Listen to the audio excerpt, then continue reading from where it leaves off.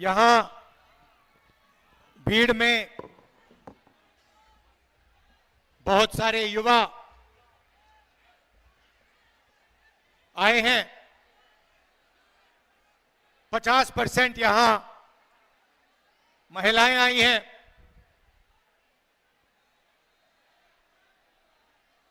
और सच्चाई है कि आज के हिंदुस्तान में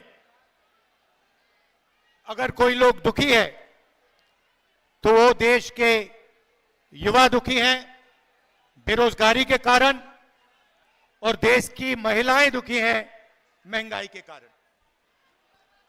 बोझ आपको उठाना पड़ता है।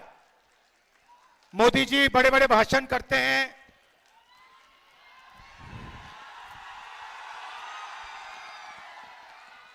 कभी सी प्लेन में चले जाते हैं, कभी समुद्र के नीचे चले जाते हैं, मगर बोझ आपको उठाना पड़ता है। जब पेट्रोल का दाम बढ़ता है, डीजल का दाम बढ़ता है, महंगाई बढ़ती है, तो असली चोट असली चोट हमारी माताएं बहनों को लगती है। उनसे कोई पूछने को नहीं आता, अकेली रहती हैं और रोज उनको चोट लगती है। जब भी वो कुछ खरीदने जाती हैं उनको चोट लगती है। नरेंद्र मोदी जी ने उसमें जीएसटी जोड़ दिया, तो जितना टैक्स आप देते हो, जितना टैक्स हिंदुस्तान के गरीब लोग देते हैं, उतना ही अदानी जी देते हैं। आप शर्ट खरीदते हो, जितना टैक्स आप देते हो उतना गौतम अदानी देता है। ये पूरा टैक्स का जो ढांचा है हिंदुस्तान के गरीब लोगों से पैसा लेने का तरीका है। सही बात है। आप देखिए, अदानी जी अरबपति है, प्राइवेट हवाई जहाज में 24 घंटा उड़ता है, धारावी की उसको जमीन दी जा रही है, 1 लाख करोड़ रुपए की जमीन उसको दी जा रही है, और जितना टैक्स आप देते हो उतना ही वो देता है। अगर आप टी शर्ट खरीदोगे, जीएसटी जितनी आप दोगे उतनी ही अदानी देगा। तो ये जो नरेंद्र मोदी जी ने जीएसटी का सिस्टम बनाया है, ये गरीबों से चोरी करने का सिस्टम है। और इस देश में गरीब कौन है मैं आपको बता देता हूं। 8% आदिवासी, 15% दलित, 50% पिछड़े वर्ग के लोग, 15% अल्पसंख्यक माइनॉरिटी के लोग, मतलब 90% हिंदुस्तान की आबादी या दलित है, या आदिवासी है, या पिछड़े वर्ग की है, या फिर माइनॉरिटी है। मगर अगर आप देखें, हिंदुस्तान की संस्थाओं को देखें, सरकारी ऑफिसेज में देखें, आपको ये लोग नहीं दिखाई देंगे। आप मीडिया देखते हो, हर रोज हर शाम झारखंड में डिबेट होती है, एंकर एक दूसरे से बात करते हैं, पत्रकार आर्टिकल लिखते हैं। आप मुझे बताओ, टीवी में डिबेट होते हुए आपने कभी किसी गरीब आदिवासी को, किसी किसान को, किसी गरीब दलित को, किसी गरीब पिछड़े वर्ग के व्यक्ति को टेलीविजन पे देखा है क्या? नहीं दिख सकता आपको। आपको कभी आपने नरेंद्र मोदी जी को किसान से गले मिलते हुए देखा है? ना।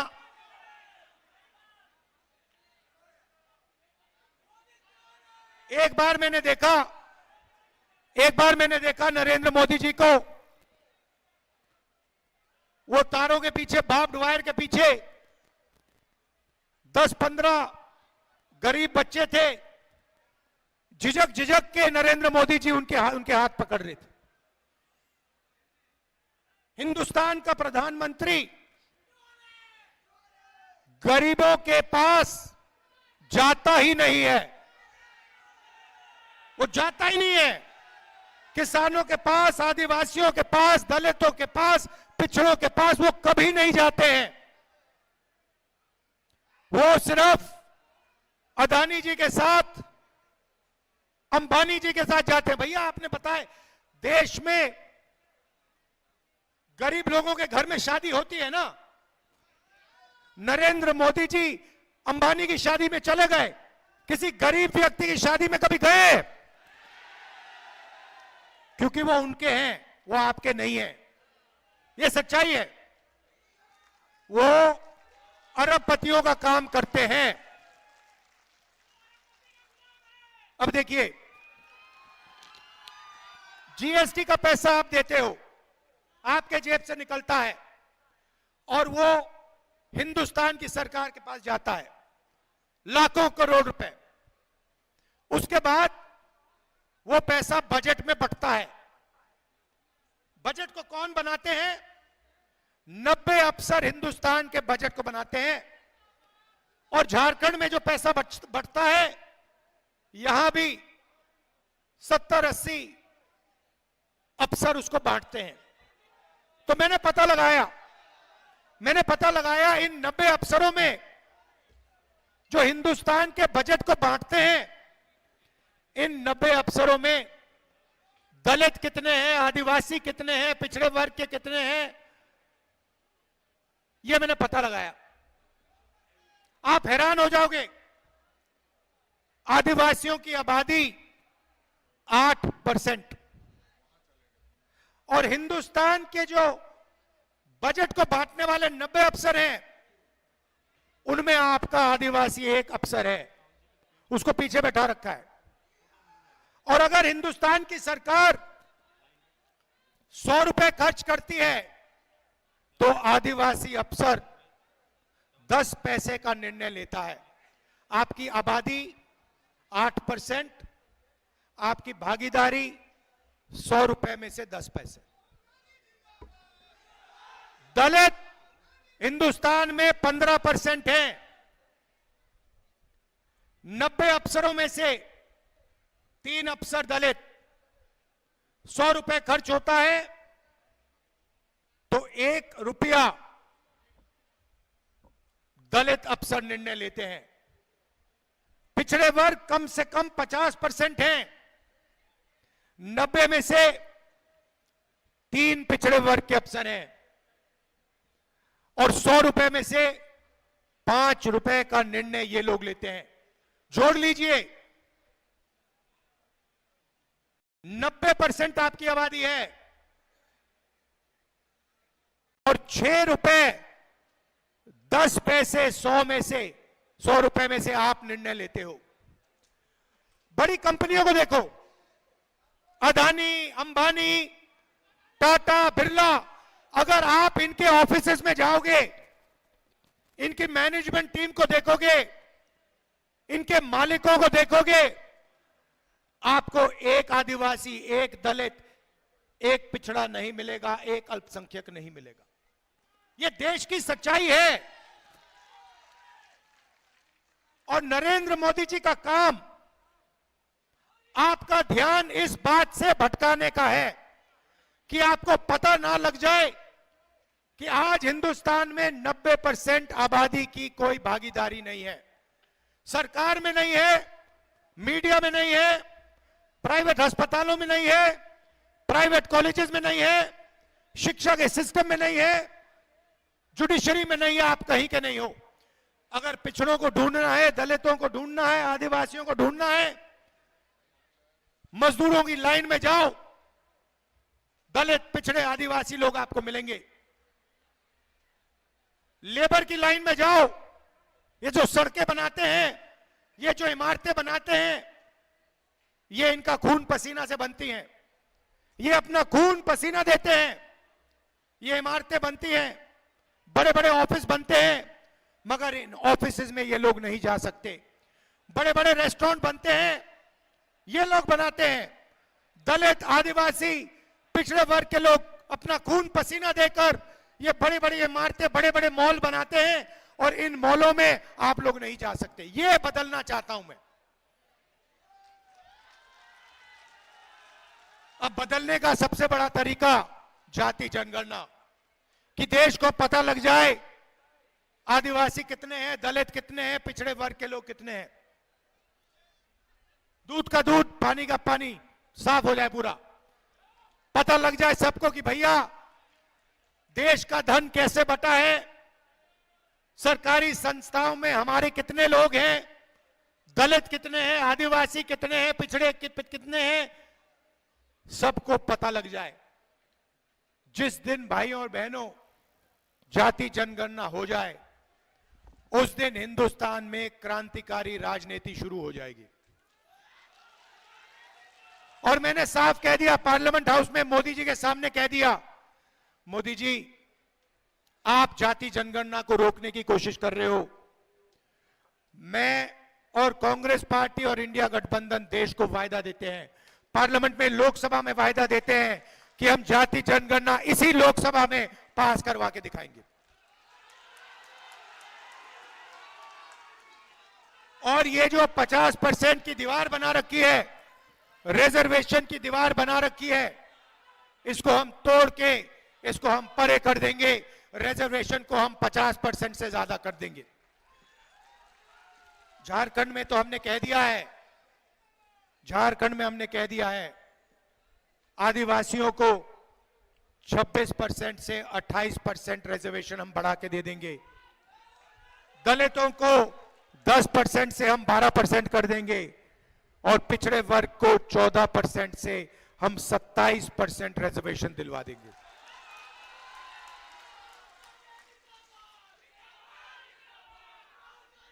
यहां आदिवासी वर्ग के लोग आए हैं, हम आपको आदिवासी कहते हैं, बीजेपी के लोग आपको वनवासी कहते हैं। आपने सुना है ना, वो वनवासी कहते हैं, हम आदिवासी कहते हैं। आदिवासी का मतलब वो लोग जो इस धरती के, इस देश के, इस जंगल के, जमीन के, जल के पहले और असली मालिक थे। ये है आदिवासी शब्द। आदिवासी मतलब पहले मालिक, तो पहले रहते थे वो आदिवासी। आदिवासी शब्द के पीछे एक सोच है, अगर आप पहले मालिक थे तो जल, जंगल और जमीन का अधिकार भी आपको मिलना चाहिए, का फायदा भी आपको मिलना चाहिए। बीजेपी आरएसएस के लोगों ने नया शब्द बनाया, वनवासी। वनवासी का मतलब वो लोग जो जंगल में रहते हैं। वनवासी के पीछे सोच है कि जल, जमीन, जंगल का अधिकार आपको ना मिले, जो आपका है वो आपसे छीन लिया जाए और आपको जंगल में रखा जाए, और आस्ते आस्ते आस्ते आस्ते आस्ते आपसे जंगल छीनते जाते हैं, छीनते जाते हैं, छीनते जाते हैं। अंत में आपको वनवासी कहेंगे और हिंदुस्तान में जंगल ही नहीं बचेगा। फिर आपसे कहेंगे भैया आप तो जंगल में रहने वाले लोग हो, अब तो जंगल ही नहीं बचा, अब आप जाके भीख मांगिए। ये इनकी सोच है। हमारी सोच, जल, जंगल, जमीन आपका, पहला अधिकार आपका, जल, जंगल, जमीन का फायदा आपको जाना चाहिए। अगर धन जमीन से, जंगल से, जल से बनता है तो वो धन आपको भी मिलना चाहिए। ये कांग्रेस पार्टी, इंडिया गठबंधन की सोच। इसीलिए मैनिफेस्टो में हमने आपके लिए गारंटीज दिए हैं। और भाषण की शुरुआत मैंने महिलाओं से की थी, तो मैं आज आपको कहना चाहता हूं कि अगली झारखंड की सरकार, कांग्रेस पार्टी जेएमएम की सरकार एक ऐतिहासिक काम करने जा रही है। झारखंड की महिलाएं, आप तैयार हो जाइए, आप रेडी हो जाइए, क्योंकि चुनाव के एकदम बाद खटाखट खटाखट खटाखट हमारी सरकार हर महीने, ये देखिए मुस्कुरा रही है, हमारी सरकार हर महीने आपके बैंक अकाउंट में 2,500 रुपए खटाखट खटाखट खटाखट अंदर। महंगाई की चोट आपको लगती है, सरकार का फायदा भी आपको पहुंचना चाहिए। 2,500 रुपए हर महीने आपके बैंक अकाउंट में ठकाठक ठकाठक ठकाठक। 1 तारीख को आप जगोगी, जनवरी, फरवरी, मार्च, अप्रैल, मई, जून, बैंक अकाउंट चेक करोगी, 2,500 रुपए अंदर। उसके बाद गैस सिलेंडर 450 रुपए का,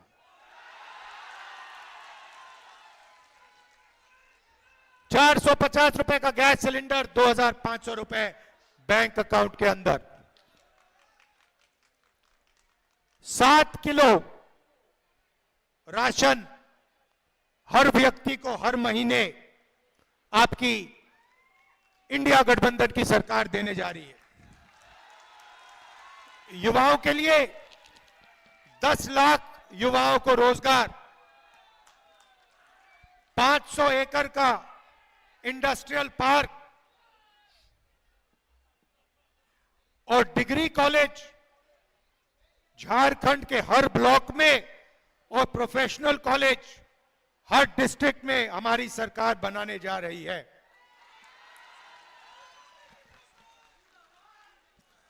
किसानों के लिए धान के लिए मिनिमम सपोर्ट प्राइस, आज आप 2,400 रुपए प्रति क्विंटल धान खरीदते हो। चुनाव के बाद इंडिया गठबंधन की सरकार धान के लिए आपको 3,200 रुपए प्रति क्विंटल देने जा रही है।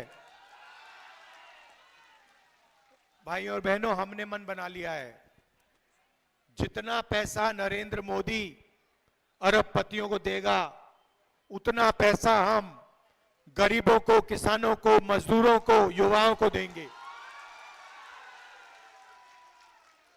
इस बार दिल्ली में सरकार नहीं बनी, आने वाले समय में